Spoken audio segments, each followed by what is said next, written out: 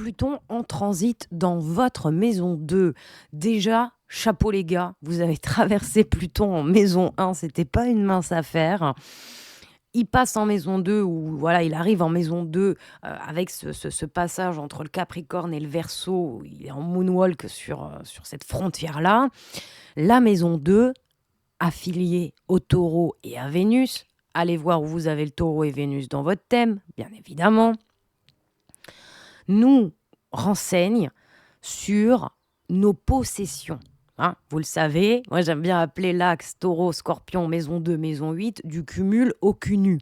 Donc on a le dépouillement Pluton dans la maison où on amasse, où on possède, où on a. Mais l'astrologie, c'est pas que la maison 2 égale le portefeuille ou les meubles. La maison 2, c'est aussi notre corps.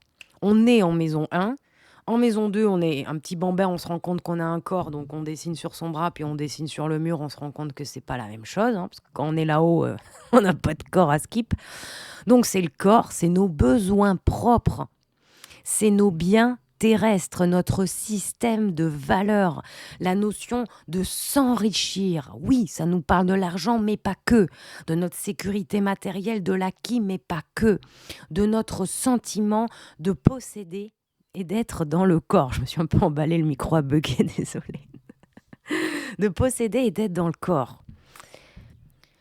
Tout dépend de la génération à laquelle vous faites partie, mais si vous avez un Saturne en Verseau, il est fort probable, du coup, qu'il soit en maison 2. Attention, ne partez pas du principe que Saturne en Verseau amènera fatalement des carences, des manques, des difficultés à gagner sa vie ou à avoir de l'argent. Nous avons des millionnaires qui ont Saturne, voire Pluton en maison 2. N'oubliez jamais, si vous avez ce placement, les amis, que Saturne, c'est l'éducation qu'on a reçue par notre parent ou l'image du père qu'on a eu. Et c'est éminemment relié aux grands-parents. Nous sommes pour la plupart des générations qui avons des grands-parents qui ont connu la guerre. Hein. Vous voyez le rapport. Et quand voilà, on se voit en consulte, ils vont faire des recherches au niveau transgénérationnel, au niveau familial. Ils vont poser des questions à papa et maman. Qu'est-ce qu'ont vécu papy et mamie pendant la guerre ? C'est dans le mille. Donc, ne prenez pas ça comme une fatalité. Vous avez une pression, une rigueur, un poids sur le fait de gagner de la vie, de prendre du plaisir. La maison 2, c'est s'autoriser à prendre un bain aussi.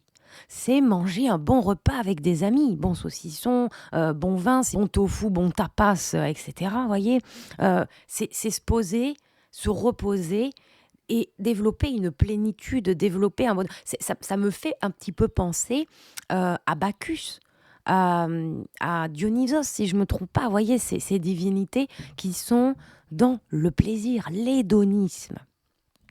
Donc, avec Pluton qui transite cette maison 2, Pluton a toujours un effet de révélateur. Il vient ramener à la surface de la conscience des choses à éradiquer, à dépasser. Je vous invite à voir mon intro. J'explique plus amplement le processus plutonien.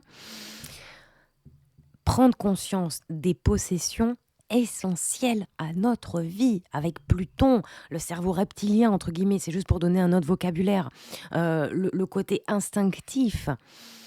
Qu'est-ce qui est vital? Qu'est-ce qui est essentiel? Où est le surplus? Où est le cumul? Et où j'invite le cunu, le dépouillement? Faire de la place, ne serait-ce que pour énergétiquement dans la maison, tout se déplace de manière plus fluide, plus agréable. On peut avoir des tris, oui, de fringues, d'objets. J'essaye de vous donner des exemples concrets, mais bien évidemment, on peut aller dans des niveaux plus subtils.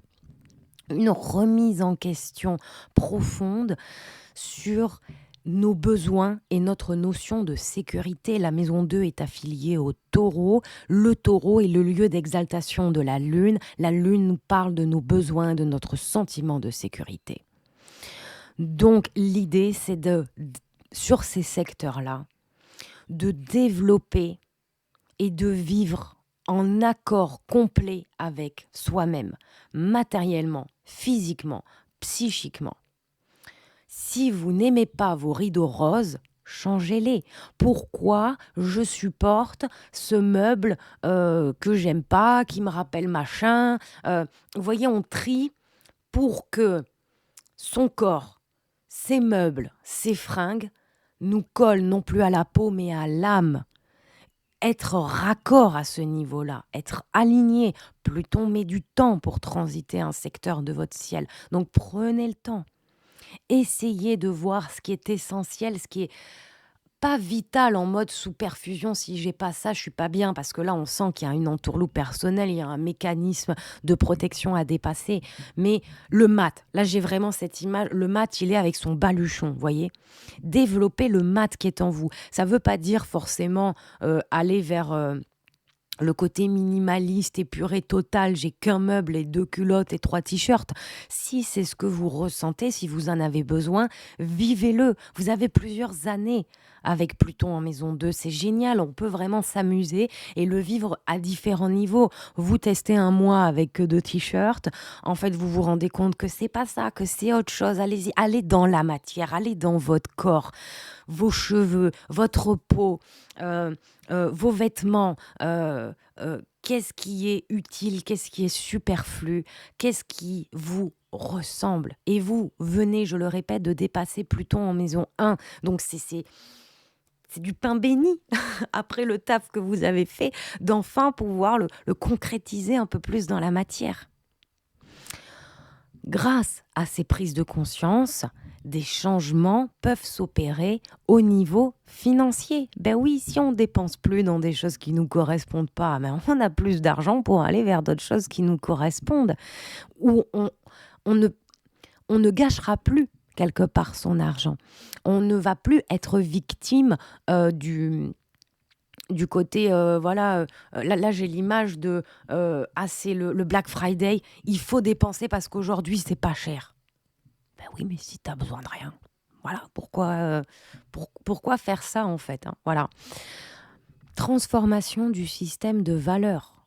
Comme c'est associé la maison 2 au taureau et à Vénus, regardez encore une fois où est votre taureau, où est votre Vénus dans votre ciel au natal, et pourquoi pas en révolution solaire aussi pour taffer dessus. Mais ça va bouger au niveau relationnel, au niveau de l'argent, ce qu'on estime. Ceux qui assuraient la sécurité matérielle autrefois, parlons au passé avec Pluton, n'a plus de raison d'être aujourd'hui. C'est une tabula rasa, un tri sélectif, une épuration de votre maison 2, du système de valeurs, de là où on cumule, de là où on amasse. Ce n'est pas aller vers le rien du tout, c'est aller vers quelque chose qui vous ressemble. S'habiller comme vous le souhaitez, faire ce que vous souhaitez, choisir les meubles que vous souhaitez. Les textes nous disent, je cite, « L'être réalise alors qu'il dispose de nombreuses ressources qu'il n'utilisait pas. » N'oublions pas que Pluton vient du grec Pluto, la richesse. Et nous sommes dans l'axe Taureau-Scorpion en maison 2 et en face vous avez la 8. Donc, prendre conscience de toutes ces richesses qu'on n'utilisait pas. Et j'aime bien appeler ce transit de Pluton en maison 2, reconnaître sa valeur sans se donner un prix. Les textes nous disent, l'individu prend ainsi conscience de sa propre valeur en tant qu'individu et en tant qu'être humain. Pluton amène toujours des crises. La crise veut dire passage. Donc c'est un passage qui nous apprend à accorder peut-être plus de valeur à l'être qu'à l'avoir. Puiser la force en soi, dans l'être, dans le corps, dans les 5 sens avec la maison 2. La relation au corps peut se modifier, y compris dans ses dimensions subtiles avec Pluton. J'en parlais pour Pluton en maison 1, mais notre énergie, notre aura, nos chakras, à mon sens, évoluent aussi à ce niveau-là. Le corps-objet, Surtout dans une société comme la nôtre, hyper, superficielle, basée sur avec plein de filtres et tout. Vous voyez tout ce truc-là? Pluton, ça peut être épidermique, ça peut être compliqué pour vous. Peut-être que vous, vous amusiez à mettre des filtres, avec, les oreilles de lapin ou je sais pas quoi, sur Snapchat ou je sais pas où et putain, vous avez plus envie. Bon, déjà, vous avez transité Pluton 1, donc ça fait un moment que vous avez peut-être plus envie de mettre de l'apparat. On va vers l'essentiel, on quitte le superficiel. Le corps-objet devient ici le corps-sujet, surtout que notre corps est le véhicule de notre âme. Donc vous prenez tellement conscience de ça aussi que vous épousez totalement cette enveloppe corporelle et vous dirigez vers le fait qu'elle soit un reflet intègre de qui vous êtes au fond et ça revitalise, ça redonne de l'énergie, ça amène de l'intégrité. On est moins entouré d'un cercle social toxique ou sclérosant, où on est obligé de faire semblant. Puisqu'en face de la maison 2, on a la maison 8, c'est là où on est dans une profondeur relationnelle. Est-ce que vous avez des planètes en maison 8? Et oui, en face. Hein. Donc, soit fin cancer, soit début lion. Automatiquement, alors là, si en plus vous avez des trucs en lion, laisse tomber l'intégrité qui vous est demandée, t'as fait quoi? Le corps devient donc un outil, un véhicule qui sert l'être à son épanouissement.